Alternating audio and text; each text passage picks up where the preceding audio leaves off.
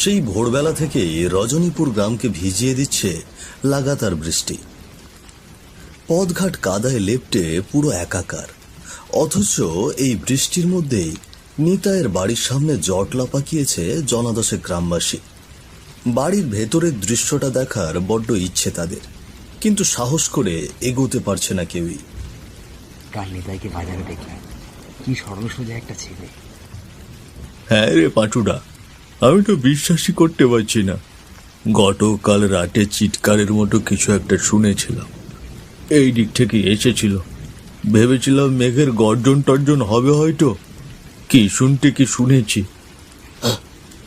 দরজা তো নাকি বাইরে থেকে বন্ধ ছিল, তাহলে এমন কাজ কে করলো? মোড়ল মশাই ভেতরে গিয়েছেন, দেখে বুঝে তিনিই বলতে পারবেন বাকিটা। তবে এটুকু নিশ্চিত, এই অঘটনটা ঘটিয়েছে অন্য কেউ। সনাতন দাকেও দেখলাম মোড়লের সাথে।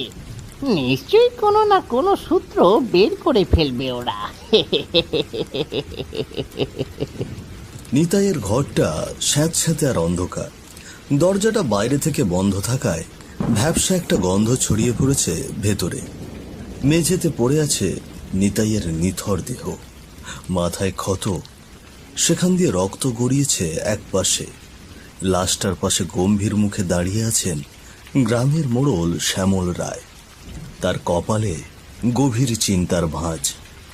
অপরদিকে চিন্তিত মুখে দাঁড়িয়ে আছে শ্যামল রায়ের বিশ্বস্ত কর্মচারী সনাতন। সনাতন, ভালো করে দেখ, কোথাও কোনো চিহ্ন পাস কিনা। আগে মোড়ল মশাই, আমি তো কিছুই বুঝতে পারছি না। ঘরের দরজা অবশ্য বাইরে থেকে বন্ধ ছিল, কিন্তু বাইরে থেকে কেউ আসার তেমন কোনো চিহ্নই তো দেখতে পাচ্ছি না। জানালা শিকো যেমন যেখানে ছিল তেমন ভাবেই আছে। কিন্তু ছেলেটা তো আর নিজে নিজে মারা যায়নি। নিতাইকে মেরে প্রমাণ মুছে দিয়ে বাইরে থেকে দরজা লাগিয়ে পালিয়েছে খুনি।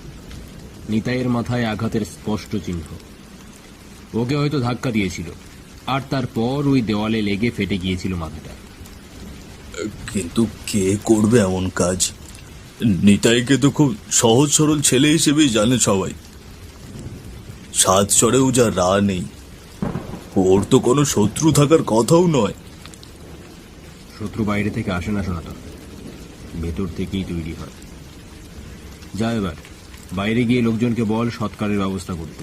দারোগা পুলিশ ডেকে গ্রামের নাম খারাপ করতে চাই না। যা করার আমরাই করব। কিন্তু মোড়ল মশাই, আমার বড় দুশ্চিন্তা হচ্ছে। এইরকম একটা ছেলেকে কে মারবে?